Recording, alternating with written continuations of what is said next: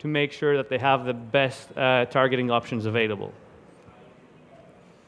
Now, we're very, very passionate about gaming, and this is because our founder, Mark, he really loves games. When the new Civilization came out, he took actually a day off to make sure that he plays it first, and he was actually within Facebook posting a lot of and creating like a kind of a internal LAN network about Civilization. So we're really, really passionate about gaming, and whenever we have a meeting, he's always there to make sure that he is caught up with the latest developments. And he attends as many meetings as he possibly can, and the reason is because if we take all our users, which is, as we said, 2 billion users, 800 million people, they either play Facebook connected games or they are in somehow related to the chatter that occurs within those.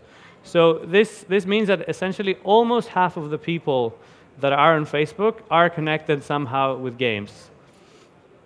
Now, what's really, really important is also to understand how much time that takes.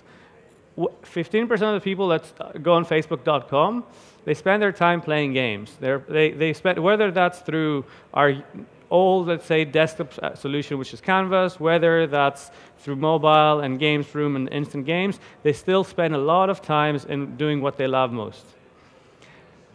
And just to understand a bit of the extent of how many people talk, 36 million people, just alone in April, they were speaking about games, they were engaging with games, they were seeing the latest videos. And I don't know if you have a PlayStation or an Xbox or anything like that. You probably know the sales, there will be around 70 or 80 million for PlayStation. And you can see here that 30 million people have connected their Facebook account and are connected also with either Live or the PlayStation Network. And that is huge because that means that when they want to share anything related to gaming or when they want to connect around their favorite games, they do that a lot of times through Facebook.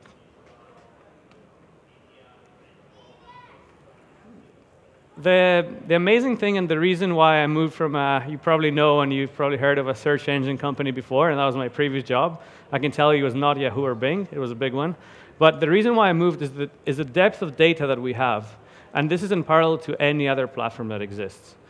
We know, for example, the exact age where gamers are playing. And what is really, really exciting is, as you would imagine, of course, it's the younger generation that is connecting and talking more about games. And that's exciting because that's going to be the next generation coming up. There are going to be a lot more gamers in the platform. What I want to kind of also, I don't like the stereotype that only men play games, and that's why at Facebook we do a lot of events around women in gaming to make sure that the characters are representative of women. There's a lot of initiatives around game developers are women, so there's a lot of things, and I think that's the important thing. Whenever I talk with a lot of game developers, they don't even think of that segment. They're like, oh yeah, it's only, who are you going to target? We're going to target male 18 to 35. And while there is a majority of people that are actually male, there's actually 24% are actually women gaming. So I think it's really, really important to not under-recognize this very important segment. And also, what is really interesting is also the games that they play. Because sometimes we don't, yes, probably they won't play FPS on a daily basis, but there are about 10 to 15% of women actually are FPS gamers, which is really, really interesting. So I think I wanted to show you this because it's the breadth of data that we have on a day-to-day basis to work out, to find out who you can target, exactly know who is going to be that you need to address as an audience. This is just a review of what we did. We did an analysis, and you can see what people are talking about is different from what you normally expect. Obviously, in console, this is targeted on console and PC, but you can see that this genre kind of dominates. So you have the hardcore communities around esports where there's like League of Legends or Dota, which I'm sure most of you know, and on the left side here, there's a lot of people playing right now while I'm talking. But then we also have the casual gamer with Pokemon Go and Clash Royale, and obviously the new hit, which is Overwatch. So it's an industry that always changes. There are some constant games that are always played, like Dota 2, which is quite an old game, but there's always the newcomers that come in, and on the year they grab that attention. It's a very dynamic industry, keeping those old games like GTA, which is still one of the best games out there and still sells like crazy, but also like allows newcomers to kind of innovate. And what is interesting as well is when we think of gaming and console, we immediately think of the US as the biggest market, Japan, Asia, like those markets. But you can see, for example, the Philippines, they're actually talking a lot about games, and it's a market that almost, I would be very surprised if anyone in the audience is actually targeting that as a market. This is from last E3, and it's kind of, we see is the chatter that we see. So we have 50+ million people all over the world without being present, actually being super hyped and talking about E3. And whether that's like anything that comes as a new game, Facebook allows you, it's a unique place where it allows you to actually be there and be part of the conversation, although you don't have to travel to California. So you can see that it was a local event, but what happened was there was a conversation all over the world, with most of it happening in the United States, UK, but you can see there was a truly global conversation. So through Facebook, you're allowed to kind of cross those borders and make all this content available globally. And those are the games, for example, in the UK that were the top 5 this year. Unfortunately, FIFA is #1. It's a game that I play. I'm not very good this year, so that's why I'm a bit angry about it. But the rest, you can see there's a lot of fresh IP, things that were not there, like State of Decay, Sea of Thieves. So it's an industry that's very fast-moving. It has the franchises like Assassin's Creed always being there, but it has a lot of different opportunities. But here is just the UK, and you can see that out of the 40, there are 3 million people talking about a single game on that week that it actually happened. So it allows you to actually have that interaction, although you're not there. We're doing a lot on the gaming field, and we're doing a lot because we believe in the sense of community. Our new mission is to bring the community together, and gaming community is one of the most important ones. The reason is, through games, you have fun, you enjoy, and it's actually a positive, it's a very positive community. While normally you would have like, I don't know, news and horrible things happening around the world, gaming is actually the one thing that is quite nice, and people feel happy, and we want more of that on Facebook, and that's why we place so much importance to it. So we have a new product called Live. I don't know if you tried it, but actually it is something that has worked phenomenally the last year that it came out. And we do a lot of partnership nowadays, and one of them was with IGN. So whether we were in E3 or Gamecoms or wherever even if you were not, you were able to see all the action that was happening and all the newest games through our live stream. We invested a lot, and we're going to see a lot more of those initiatives happening in the future. This is an example where we had the discussion with Phil Spencer around the kind of the future of Xbox, where they see in games in E3, and then the new Assassin's Creed looks quite nice, a discussion with their developer around how it works. So we do a lot of those, and we're going to see a lot more of those initiatives, and a lot more of those groups where you can talk about games, communities, and how Facebook will play a role in this. Now we're moving kind of to a philosophy of what we do on my kind of daily basis, and how we think of gaming and how you can kind of raise your game. We have 4 pillars that we think are really, really important when you're trying to promote your game. The first one is to identify what is your audience. If you don't know who you're talking about, then you cannot have a meaningful conversation. The second one is, once you've run the analysis, you find out which the users are, you need to engage with them. You need to find out how is the right way to talk to them. And once you do that, and you find that this messaging works, you need to find similar users and amplify that. And finally, the reason why I'm in this company is because I believe in everything that we do either works, or we measure it, doesn't work, and then we find a way that it eventually works. But that is through measurement, and that is the really, really key piece that I think is essential, and it's very unique to our platform. Obviously unique to digital as well, but I think as a platform we're very uniquely placed to tackle this. First of all, we're going to talk about identifying who your users are and the solutions that we have there to do that. We did this in the UK. We have a team that is called Creative Shop, and basically what they do is they partner with a lot of the publishers there, and they, for example, if you have a TV asset or anything like that, they've tried to find ways to make it more Facebook friendly. That means that they will either tweak the original content, or they will make a kind of scrappy new idea out of nothing into something quite cool. So they did this mindset segmentation, and the reason we want to do that is a lot of times what we see is if you enter the normal characteristics, you'll find that there are approximately 7 million UK gamers there. But when you talk to normal people and when you will go to the Tube in the UK, you see there are a lot more people playing games, there are a lot more people interacting. So what we wanted to find out, actually how many of those gamers exist in our platform. And what we found out, what we used was the data that we have, so that we took like things like the comments on video about gaming, we took the different chatter and groups to find those data. We used that to get a better insight and create a better creative for different gamers. And what we essentially believe is that if you have a better creative that appeals to that different audience, you're going to have a bigger impact for your game.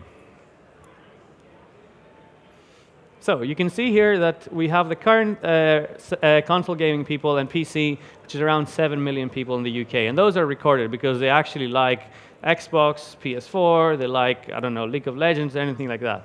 Then we took the chatter around the top gaming videos and any other data like console interest, connected console. That was a really interesting one because approximately 30% of the people that had a connected console, they were not actually identified as gamers before.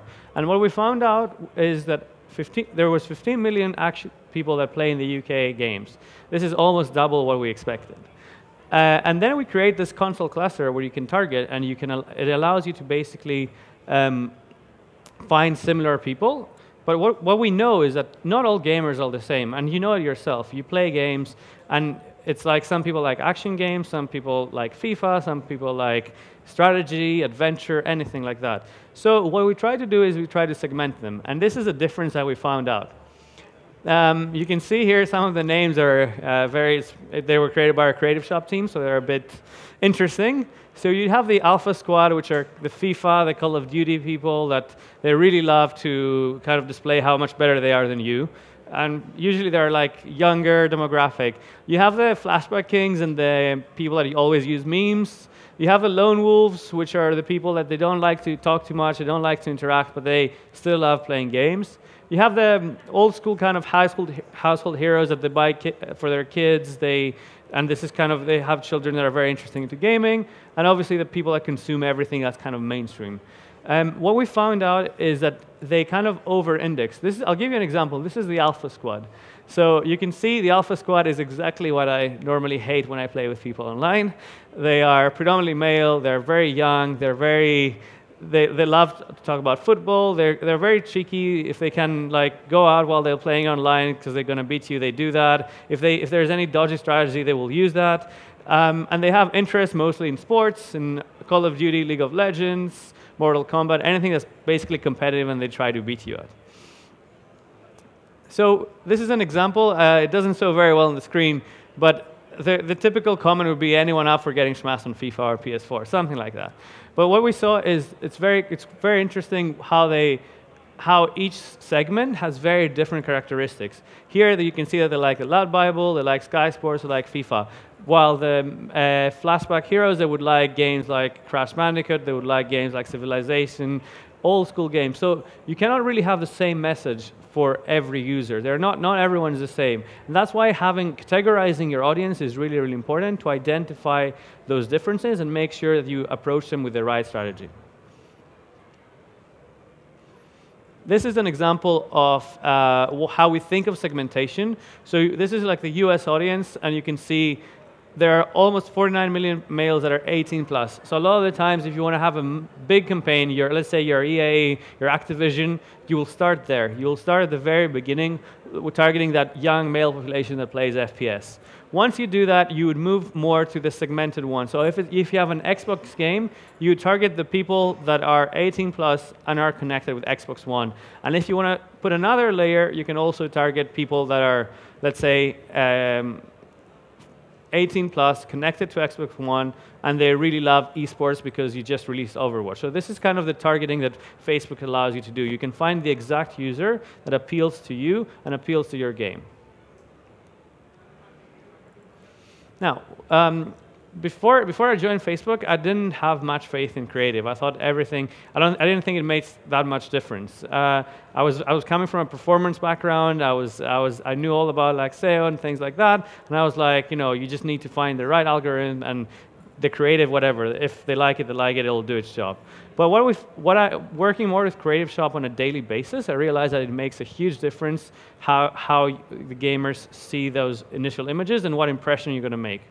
And this is kind of the golden rules that we have when having videos on Facebook or images or anything like that. You need something that captures the attention very quickly. And the reason is, nowadays, most of the discovery and almost 90% of our usage is through this. So, you know, when you scroll yourselves, especially the younger audience, it's a lot faster to how they scroll. And if they don't find it interesting in 1 millisecond, then it'll move along. So what is really important is to have something that captures the attention quickly.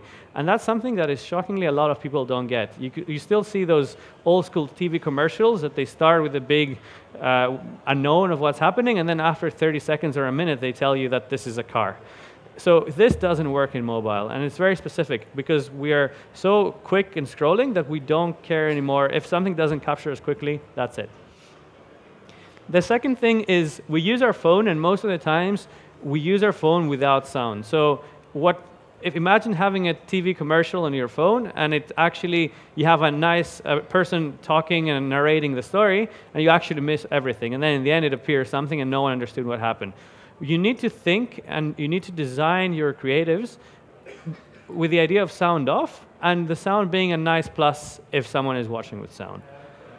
You need to frame your visual story. A lot of the times, we don't use the same design as desktop. We don't use the same design as TV. And a lot of the times, people just push their ads on Facebook, and they just hope that somehow it'll magically appear. And sometimes important information is left out of the screen. And this is something that you definitely don't need to forget. And then the reason why I work in Facebook and the reason why I love is because you know exactly the user and the user journey. Someone can see the initial ad on desktop, they can move to mobile, and then they can watch something on tablet, but we still know that it's the same user with that user ID that watched the first video. So using that to your advantage is something that is really important. What do we mean by that? Using ad sequencing. So you can have a generic ad initially where it shows the main thing, and then once you identify that user is an FPS enthusiast, you can serve the second ad, be sure that this person who saw the second ad and was very interested in the first one will see the exact sequence that you want him to. And now I need your participation, and I need you to be very, very careful. I don't know if it's going to work, because it depends on how fast the machine is. But this is our idea, that you don't need to watch an image for too long to identify it. So very quickly, what did you see? Very good. What color was it?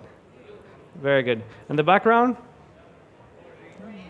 Kind of like that. Yeah, very good. So what I want to show here is that actually the brain assimilates very quickly the information that you get. And the reason is because we're so used to our phones that we're like, okay, moving on, moving on. And we have a lot of, let's say not issues, but we have a lot of discussions with our agencies, especially, that they're used to TV, and they think that you need at least 30 seconds to understand a message. And we're like, no, that's actually not true. What we find out is true, though, is the pace at which people scrolls. So the younger the audience is, they scroll up to 3 times faster than an older person. So that's the only difference that it makes, is how fast you can scroll, because the information you assimilate is actually the same. And we go back now to what we think is important. You have the classic storytelling. So here you can see, this is like, think of it as time and 30 seconds. So you have this is how a TV ad would start at the beginning. It would start slowly. You would kind of get a mysterious message, someone driving in a forest, then moving on, and it would like take an amazing turn, and the model will be happy, and then the main message would be like, our car is the fastest, and this is it.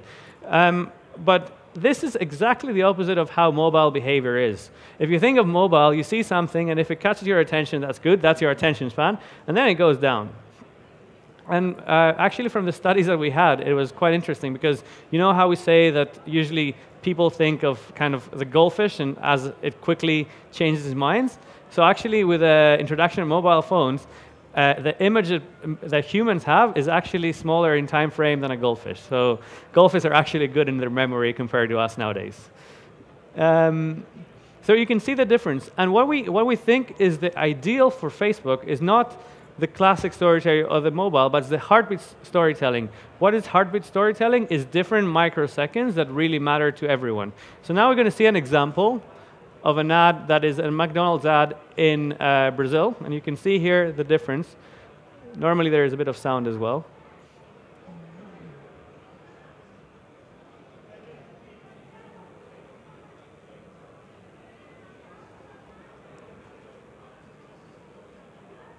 So you can see here they created different storylines. So the first one is kind of the men in black and people chasing, and what they want to show is you always have time for a Mac drive-through. You always have time to quickly see what is happening. And then they had different sequences. Here they have some cheerleaders running from this guy, but he also stops for a McDonald's. And then they created all those like little micro moments, and whenever you see the ad, imagine if you're watching TV and you're scrolling down, and then you see this ad, and you're like, oh, okay, that's interesting.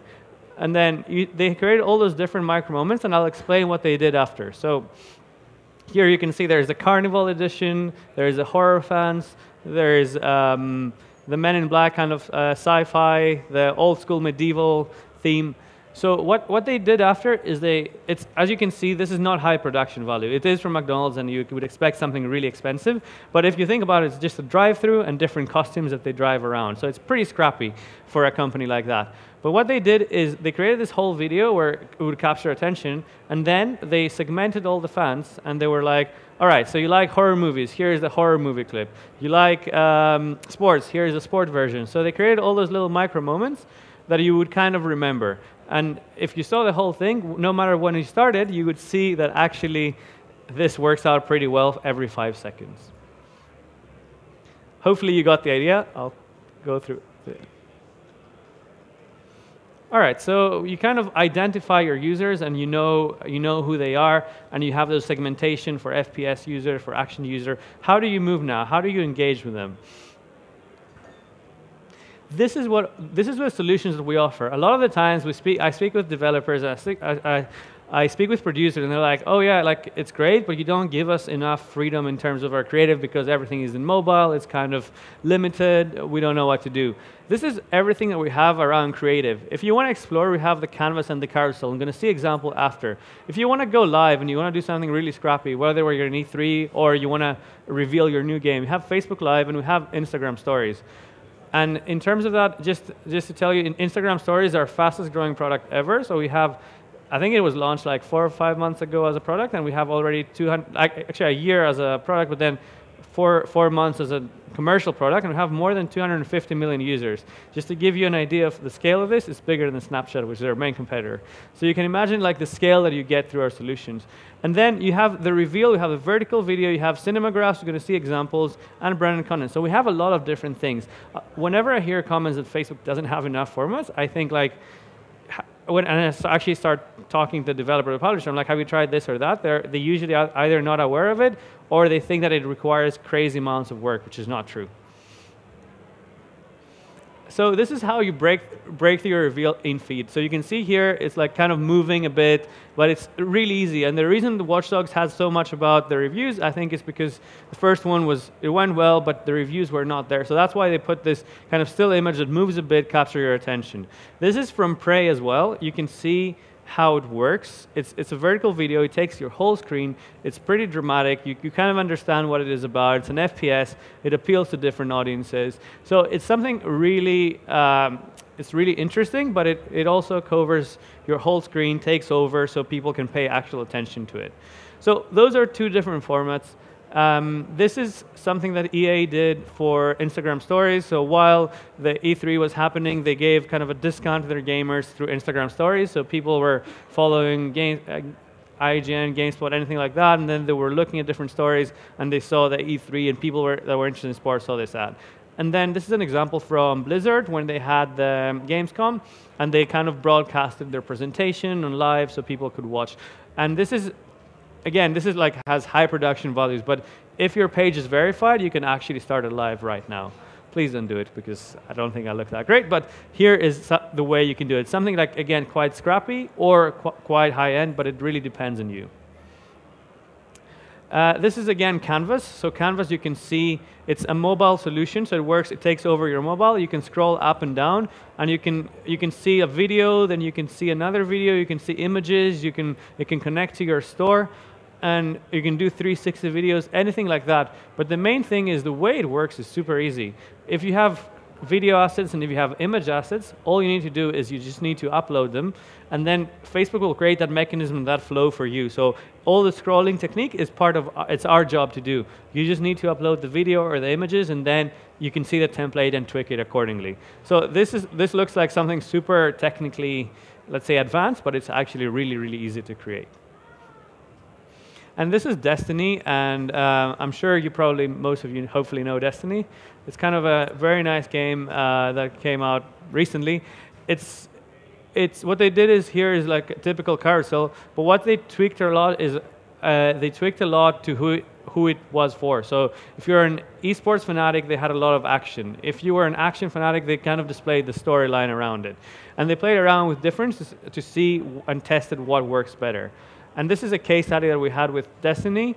So you can see here what they used. So they used captions. So you have like subtitles for people to understand what was going on if they didn't have their sound on. They had dialogue for characters that showcase the story of Destiny 2. And one of the reasons is because I think a lot of the feedback on the first game was the storyline. It was very good as a game, but the storyline was, there was not too much of a story. But now it's something that they did, and they showcase it to users that have played Destiny before. And then they use what we said, ad sequencing, so the user use the first video depending on their gamer profile. So their user segmentation, and accordingly they targeted. And if you want to see a bit of the results that we had, so people, we're going to talk a bit about how we measure this, but ad recall is basically people that have seen the ad on Facebook and how much increase that had. So because of that ad on Facebook, 35% of the people remembered it, while control group, people that haven't seen the ad, they've kind of forgotten about it. So that is really good in terms of, if 35% out of 100 people remember you, that's a really good result because of the Facebook ad. There was an increase in brand preferability because people understood what the game was about and what the developer wanted to showcase. And there was a 14% increase in purchase intent. And I know this sounds a bit weird for people because they're like, how do you measure this? But we're going to show after exactly how we can measure this accurately. All right, this was not how the slide looked. Definitely not. So think of this like a bit prettier. So you can re-engage, and that's what I want to showcase, is exactly the different options that we have for re-engagement. So you can use lead ads, and it's something we used on the latest game of Epic Games. And basically, because Facebook knows exactly your email, knows your name, your surname, immediately when someone presses that button, it pre-fills everything. So my name is Konstantinos. It's a really tough name to write on mobile, and it takes ages to write. So with Facebook technology, what it does, it autofills everything, so you have your lead ready for you. So if you have a game, it's just super easy to fill everything and pass through the, especially if you're opening up a beta or anything like that and you want new users, that's the way to do it. Canvas, you can see where people scrolled exactly, what video they watched, if they went to your shop, and retarget accordingly. Similarly here, you have a community. Most likely, most of you will have a Facebook page. So you can retarget accordingly and see the people who engage with any post or ad. People have clicked on anything on your page, you can retarget those users. Now, how do you amplify that? Once you find the right users, how do you amplify that and make sure that there are more people like you who find that? This is the differences that we have on our platform, and it's really easy. We have the accelerated delivery, which is basically on a very busy period, let's say Christmas holidays, everyone wants to be there, and delivery goes down for everyone. So how do you overcome that? Is it basically accelerates your delivery and reaches your total budget without taking the time into account. What is more interesting is this, and the reason why I really love this is because it's very simple to do. It's basically you just put your budget, so you say, let's say you have 5,000 or 10,000, or this is more like an EA type of budget, $137,000. So basically what it gives you this curve, and it's like, okay, I want to target people that live in the UK, that they love FPS, and I know, and the system says, okay, I know there are 4 million people that you can target within 2 weeks. So basically what you then tweak is like, okay, I want to reach them twice in this week. So immediately it tells you, okay, for 137,000, you can reach 20 million people. This will be your CPM, and this will be the frequency. So you can tweak it around and find out with your budget exactly how many times you can reach and exactly at what precision. And then the other thing that's really cool is we have so many platforms, but it's so easy to find users in the different platforms. What you just need to do is just check those boxes here, and basically whether it's an instant article, instant video, whether it's on Instagram or Facebook or Messenger nowadays, you just need to click it, select your audience, and it will find it for you. And the great thing is, once you set your objectives, it will find the lowest cost for you wherever that user is. So it will use the same user ID to find the right user at the right price for you. This is also something that I really love, because you need 1,000 users to find out who your audience is. So here you can see audience insights, and it's something that you don't have to pay to get it. It's like if you have a page, you have more than 1,000 users, you just import everything there, and it will do the work for you. So basically, you put all your either like all your page insights, or if you have 1,000 through emails, you can upload those emails and you can find the users, and it will tell you exactly this. It will tell you where they're based at. So if they're in the US, if they're in the UK, where they play games. You might know that through analytics anyways, and you'll be like, okay, what's the value of them doing that? But what else it will find is their interests. So you'll know that those people, their top interest, what they like most is, let's say, PlayStation 4. They have a passion for sports. It will tell you their income. It will tell you a lot of things that by aggregating you wouldn't know before. So it's something that is really interesting. And what is also really amazing is you can find similar users, because our algorithm, if you put those 1,000 emails and you say, okay, I want to find lookalike audience of those people, it immediately tell you, okay, there are 30,000 more people in the US with those characteristics, and you can target them accordingly. Okay, my slides are not really functioning very well at the moment, but here is an example again of a plan. This is of a high-level plan what we do with a big publisher. Think again, Blizzard, Activision, things like that, where we basically give them I just wanted you to know so you can see how planning for a game happens within our platform. So you can see here, this is a period of about a week. It's before E3, so you would think about it like when the big launches are happening and what is going on there. So you can see we create different clusters. So you have the esports fund, the Xbox One owners. For people that like, if your game is VR, that would be like a VR game, MMOs, anything like that. And we're like, okay, so you start with a big announcement like of Ubisoft to have those games to showcase. You start with targeting males 18-34 with all the action that's happening. Then you move on and you're like, you just announced Assassin's Creed and exclusive content for PS4 owners. And you're like, all right, you go then and follow with this. And then you want to, let's say, it's going to be also in VR, so you follow with the VR out on this. And this is possible for Facebook because we have exactly those users and their IDs, rather than targeting with cookies where you kind of lose them and you hope on desktop it's the same user and not the mom or the dad that are using the same platform. This is very quickly what Audience Network is, just to get you an idea of what it is. So this is our typical like Facebook ad, and this is how Audience Network is. So that could be like BBC Sport, anything like that. They use Audience Network and they see the same targeting, the same ads. So it moves to just another screen and a different app. And what is quite interesting is Facebook, you have a limit. So you can show 1 impression per day to a user because it's content that we want people to see all the relevant content of their families, friends, news, and all that. But at Audience Network, there is no such limitation. So around a big release, it's really important to have this as part of your strategy because it gives you that kind of leverage to have more impressions per day.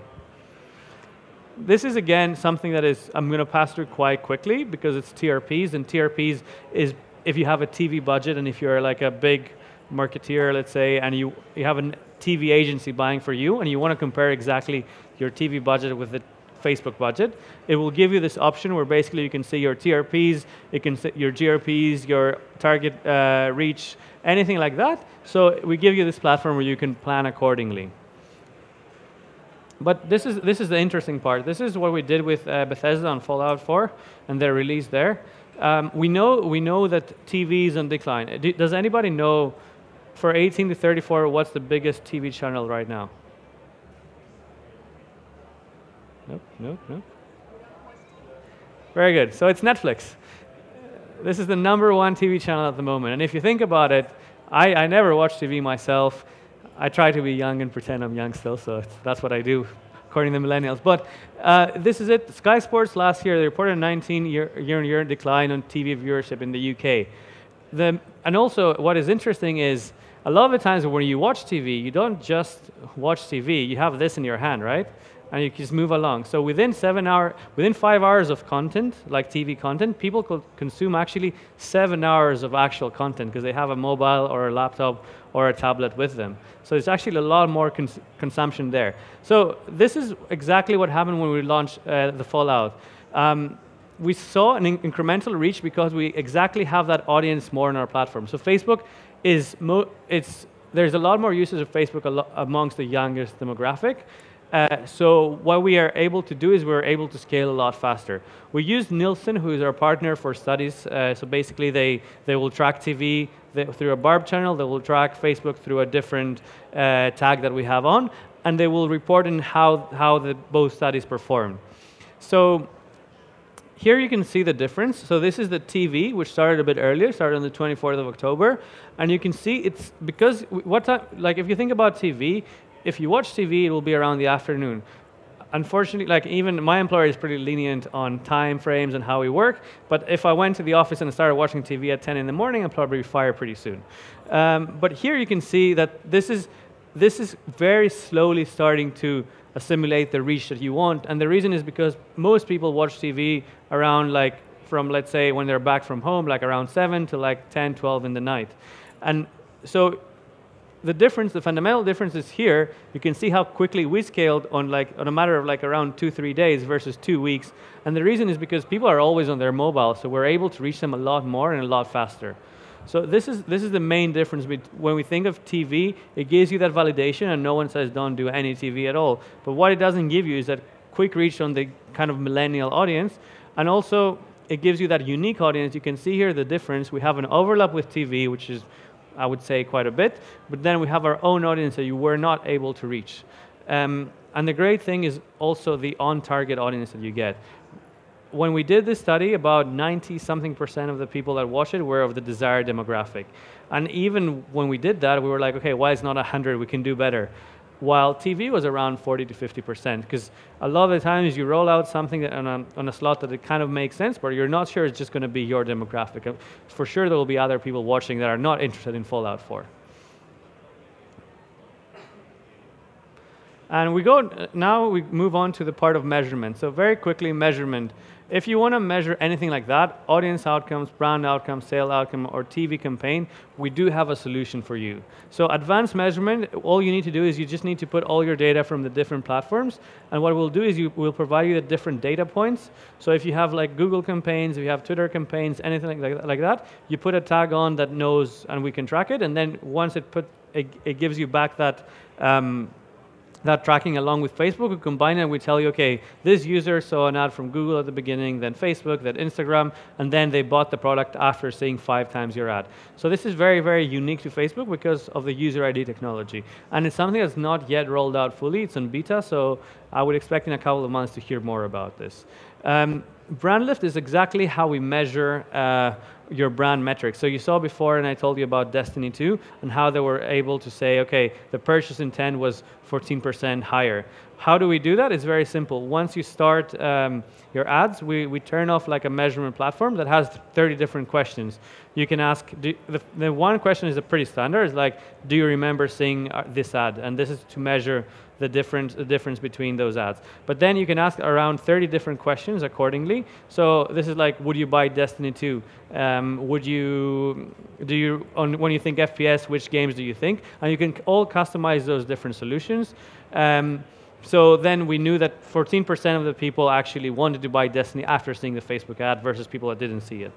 Conversion lift is the same exact for conversion versus brand. And then, as we said here for Fallout, Nielsen is our partner. So it's basically, it works. We work with them to give a third-party verification. This is how the technology works. So we know that you want to target FPS 18 to 34, let's say. I'll give you an example. Then we split the groups into 2 categories. So the one is a test group that will see your ads, and the other one is a control group. I believe the same pattern is in pharmaceutical studies, where they give you the drug and then they give you the placebo, and you really hope you're in the drug category, otherwise you're probably not going to end up well for you. But here it is how it works. So people see the ad and people don't see the ad, and then we ask them the exact same question. So we measure that difference between those two categories. So control group, they might have seen another ad in another platform, and they might recall it or not, but we at least know for sure that they haven't seen it on Facebook because it controls that user journey. And in the end, we're able to say, okay, we saw like 30% increase in that lift of people that saw the ad versus people that didn't see it on Facebook. And this is an example of how it looks like. So you could have 18 to 34-year-olds. We can tell you that the impressions served were those in that audience. This is a really important one for us when we measure against TV. So the impressions served on target, we usually do very, very well. And similarly, we actually do with YouTube, just to give an example here. So we had almost 90% reach on a wargaming launch, and you can see it was 70% more efficient at reaching males on that segment versus YouTube on Twitch. And I'm not even comparing to TV because TV were actually fare a lot better. I'm comparing against with digital. So because of we're the only platform not using cookies, it's actually we got this reach. And this is what we usually see as a quote. You can see a lot of success stories around it. And the reason I want to give this to you is because we partner with a lot of the developers, and a lot of times one of the main things that comes out is attribution and how they can measure better, and this is exactly how they do it. And this is just a few more. So we have Mafia 3, Ghost Recon, Epic Games with the lead ads. So there are a lot of case studies. If you want to read more, you just need to write Facebook success stories, and you'll find a lot more case studies where we work with publishers on how games work and what exactly they achieve with us. So before I leave you, just a few things on what you need to think when you have a game about to launch or when you're trying to relaunch or anything like that. So make sure you have the Facebook Pixel or the SDK if you have an app to make sure that you measure everything. Book your reach and frequency early, because the earliest you book, the more inventory there is, the cheaper it is. Make sure all the video is up to spec for each Facebook family platform. Sometimes Instagram stories would have a different format from normal Instagram for Facebook, so make sure to use the different formats. If you are producing the next Doom or anything like that, make sure that you got approval and you're running for 18+, because a lot of the games, you don't want a 13-year-old to be scarred for life. And then make sure a measurement plan is in place to ensure that you can inform the marketing campaign and see, because a lot of times it's not like you can identify your audience, you can find it, and when you measure it, actually you see that it's not working. But the beauty of this is you can actually measure and say, okay, this is not working, we use plan B or plan C, which actually, as Greeks, we're very good at plan B or plan C, but not plan A usually. So this is the, if you can remember 4 pillars of how to use Facebook and how to kind of work with it. First of all is to know your audience and identify which one that is. Then engage the right audience with the right message. We have a lot of solutions to use. Make sure you kind of use as many as you can to find that audience. Amplify once you identify the audience, find out who they are, make sure you start early, you're competitive, and you've 10x that usage, and then finally measure to learn, adapt, and move over for launch. This is it. Thank you very much. Thank you. We now have questions, right? That was probably the most informative presentation we've had for the 2 days. Thank you very much. Good or too much content? No. I was just saying that there was a lot of information, and it's always good, of course. Do we have questions right away? Okay, you leave this job to me again. So actually, my question is, and it's about the amount of the information.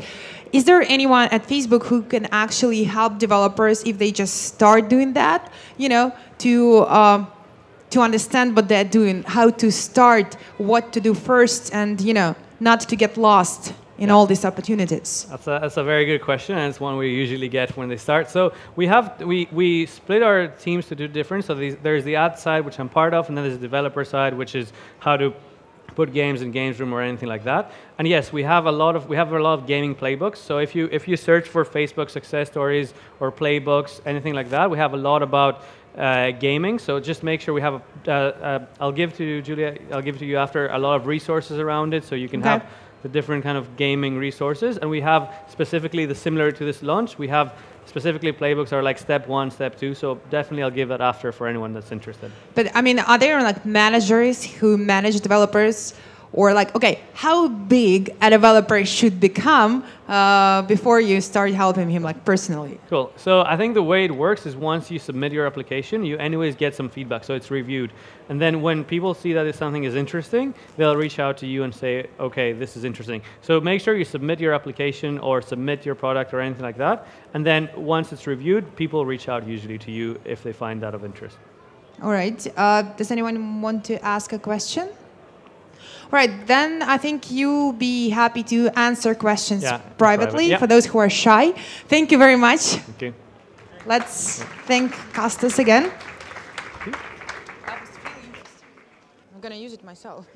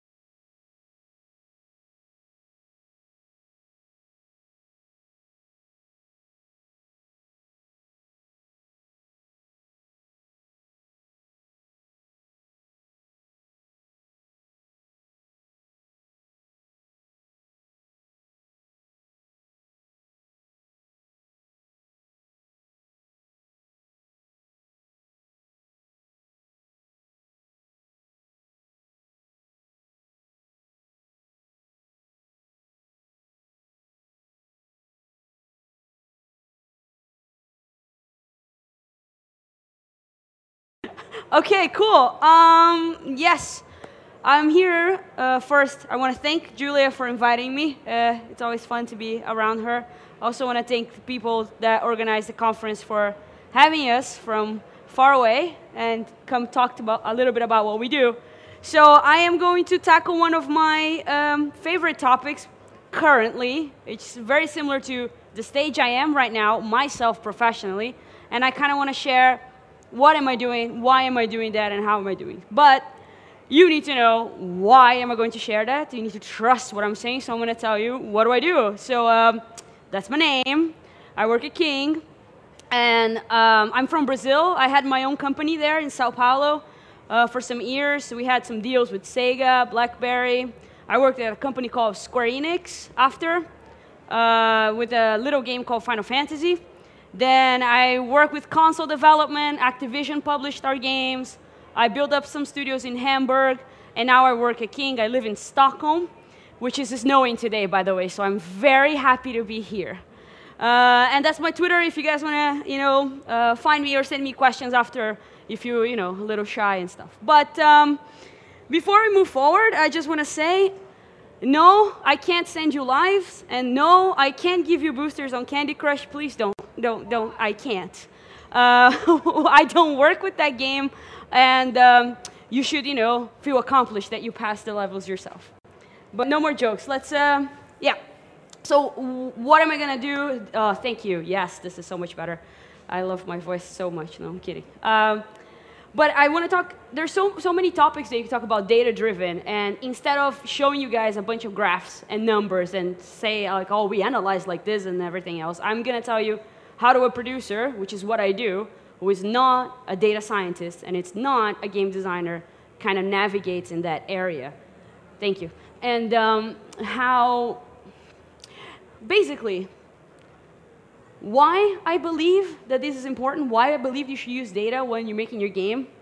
What is fail fast? Because that's something that every company that you go work for, or agile principles, they're like, oh yeah, we're very agile, and we do fail fast, and we iterate, and we do deliverables. Yeah, great, those are very nice buzzwords. What does that mean in reality? And then I'm going to show you how do I do personally in my games at King now. So first, why data-driven? Why does that even matter? Basically because nowadays, in my opinion, a good idea for a game is not enough. You have way too many games. It's very competitive. You have way too many talented people, right? So good idea would be the tip of the iceberg. And I can say that with property because I walked around yesterday and I played, I think, 4 different games, one of which I looked ridiculous because it was a scary game and I was screaming. And but you can see that there's so much talent everywhere. There's so many good ideas. And also, when you play games, you're like, oh, I've seen this there, and I've seen this before, and I've seen that. And sometimes it's just different perspectives. So having a good idea, if you want to make a successful product commercially, it's not enough anymore. There are a lot of challenges from staffing, from tech, from exposure to the market, to the industry, and it becomes harder and harder. So basically, nowadays, and I can say that with property, like a game that I believe is going to be successful sometimes does not come to King standards. Sometimes it's not enough. Sometimes we don't have enough installs reach, or we don't make enough money. So there's a lot of factors that you need to combine. How do you make sure that you have an impact in such a cluttered market? How do you make sure that people are, instead of opening Facebook or Twitter or Instagram, are going to open your game, or instead of playing Candy Crush or Supercell's titles or any other famous titles, are going to play your game? How do you make sure that you compete with the attention? Also, Netflix and everything else. So it's super important, and I believe that data can get you there because data gives you answers.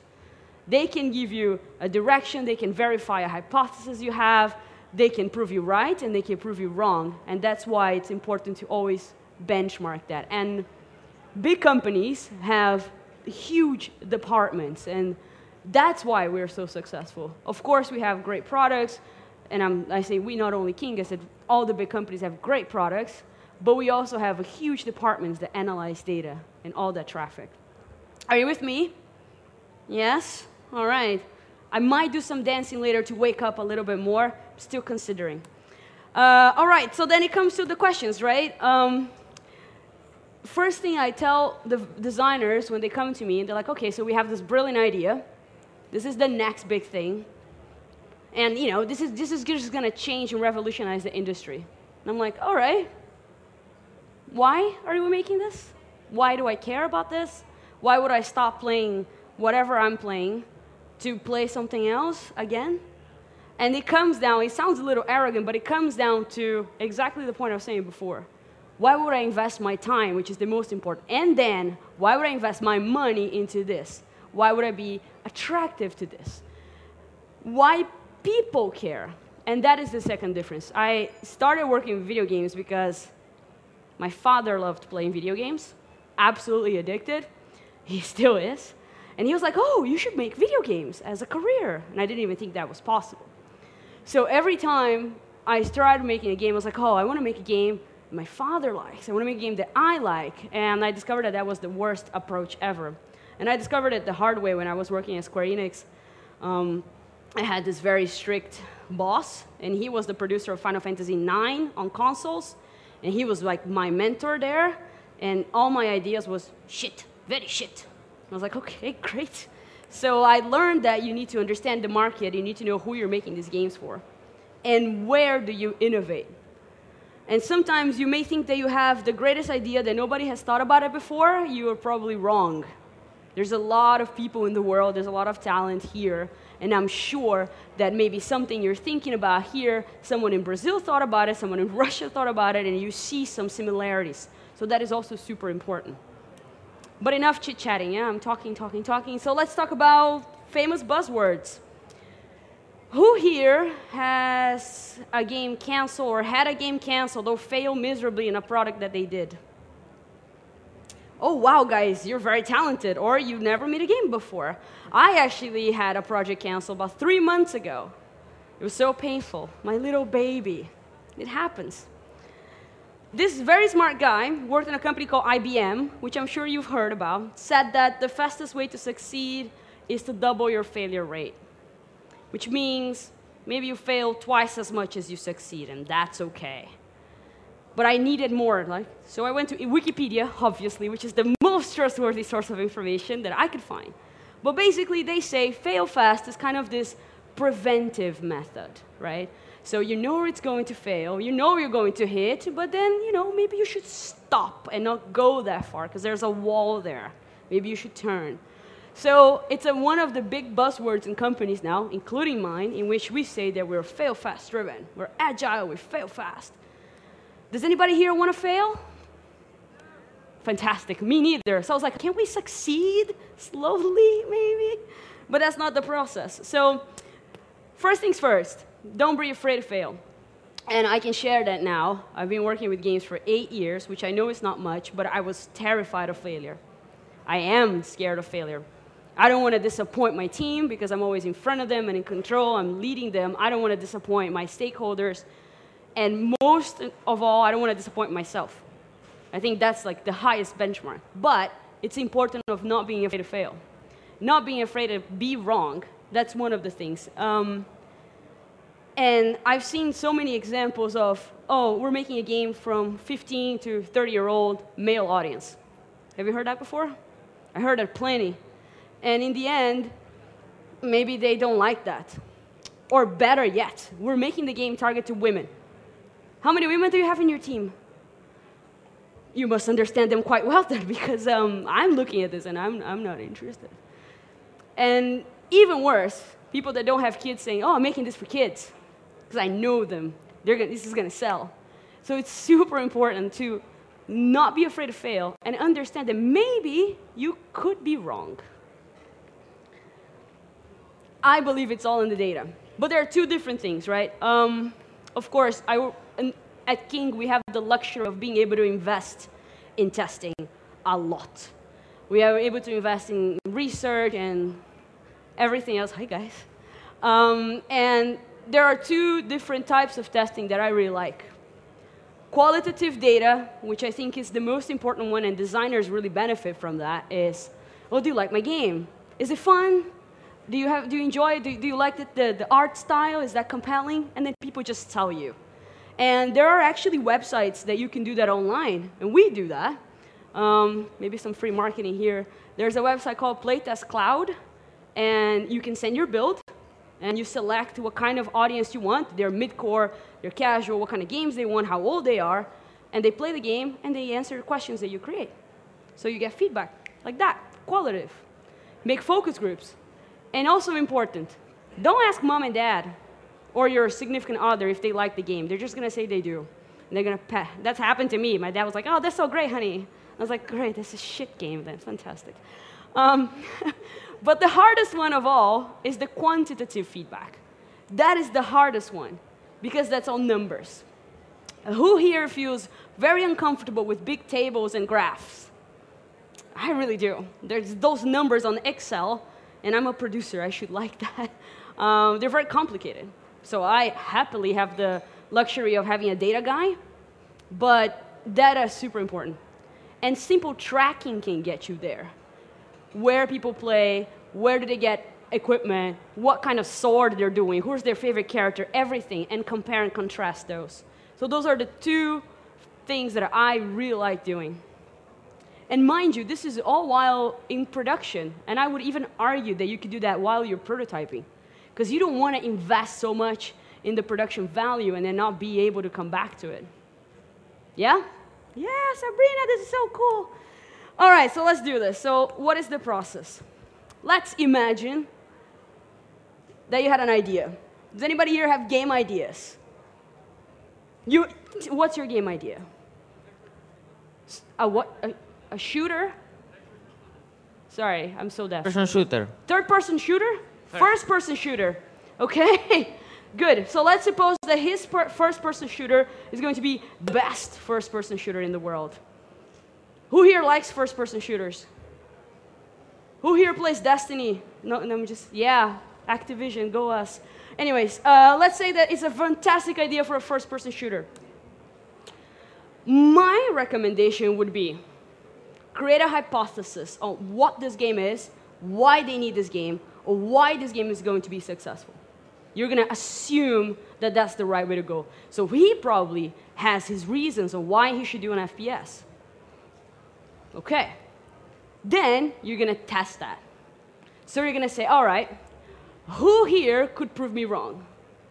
I bet all of you, me personally, but who here could prove me wrong? Who here would say, don't do FPS? Make a platformer, or make a, I don't know, a third-person shooter. Why first person? Then you will analyze your testing, because that's the thing. I've seen so many friends in different companies back in Brazil, and they're a bunch of talented people, very biased as well. But they have this great idea, they have this great hypothesis, and then they create this test. And then the result is not what they wanted, but they choose to ignore, no, but I really want to do this, which is fine.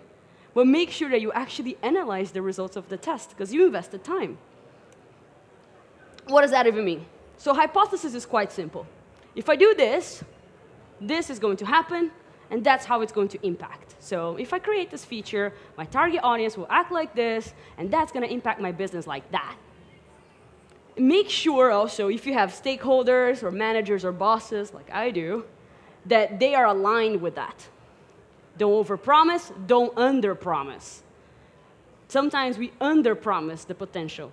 And it happens also, like you're successful and then you don't know what to do. I don't know what to do with this. I have so many installs. Well, now what? So make sure that you have something very clear in your mind. The testing could be several different types. My personal favorite is, I'm going to do this with visual. I create this build A here, and this build A has exactly the feature that I believe is going to change retention.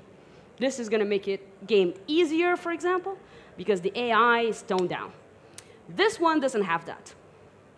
So I'm going to put these two builds for the same amount of people to play, and I'm going to compare the results. I'm going to track. And then I'm just going to analyze. I got the results for the first experiment, I got the results for the second experiment, and I'm going to compare. How did they actually perform? Did it happen? Did it not happen? Usually looks something like this. These are all bullshit numbers, but you can see like on the build A, this is how audience performed. On the build B, this is how the audience performed. Maybe I have both of them. This is how, doesn't really matter. This is just fake numbers. But it is important that you see this information like that. And you say, what do I want? Oh, do I want a curve that goes up like this? Do I want a curve that goes down like this? Do I want more people in the beginning, immediately? Do I want to keep them longer? What is it that I'm looking for? So something like this should be able to provide you with the answers. And if you're like me, and you know, first 3 months at King, I was like, yeah, I got this job. I'm so smart. And they just gave me like this spreadsheet. This is the curve and the results of the experiment you asked. And I was like, what do I do now? So I asked for help. I was like, hey, you, handsome guy, can you sit down with me? Can you help me here? I don't understand how to read this. And then somebody taught me. And that's how I come here now and I show you this is how I do it. So if you don't know how to interpret the data, or if you don't know, like, okay, what kind of tracking do I actually need to do? What is that? Who here never done tracking before? It's okay, this is a safe space. It is. But so it's super fascinating, because before I believed that it was only important for you to track where people click, what kind of levels they churn. But now, because we have more resources, we can track everything. How many sessions a day? Where do they actually spend money? Where do they stop? What do they care? Who are they? And then we can segment by gender, age, and everything. You don't need that kind of sophistication, but having some sort of parameters to compare things can save you a lot of production time. And then there's two things, right? So there's the assumption, FPS should be the next product we make, guys. I really believe that. And then there's the data. Maybe we do an FPS, and maybe we change a little bit, and instead of being first person, we make it third person. And then we compare which one does perform better. Then you have your answer. Important. Compare on the right target audience. How do you know what the right target audience is? You track them. You use your data to see who actually played. Was it those beautiful ladies, or was this just a handsome gentleman? Was it those very intelligent people in the back that I really appreciate, love the beard? Or was those guys in the end over there? We don't know, but it's going to find out with the target audience. That's how data is going to help you. And then you have the results. Consequences of your theory, which, believe it or not, I did a lot of hypotheses in my life, and they were more wrong than right, which saved me a lot of time. And that's why the concept of fail fast is so interesting. It just saved me, in this case, millions of dollars of putting people investing and working on the wrong things, or the wrong direction, or the wrong theme, and put us in the right track. To all designers over there, this is where I charm you. Obviously, it's important to find a balance. If you only go with data, you make business people happy, you make designers miserable. So you, as a producer, if you're one like me, you need to find the balance. If you strongly believe that that's the FPS, then go for it. There's no data that's going to convince you otherwise. And if it was only about the data, we wouldn't have the unicorns, right? The games that come and reinvent the genre, or the games that come and you were not expecting they would be super successful. I mean, we have examples like Cuphead that's super hard, but it's the most beautiful games I've seen lately. And yeah, I'm going to buy that because I bought it. I can't play it because I'm not that great, but I have it. It worked. I converted. So yes, you can be different. And yes, you are creative. And yes, you might have the best idea.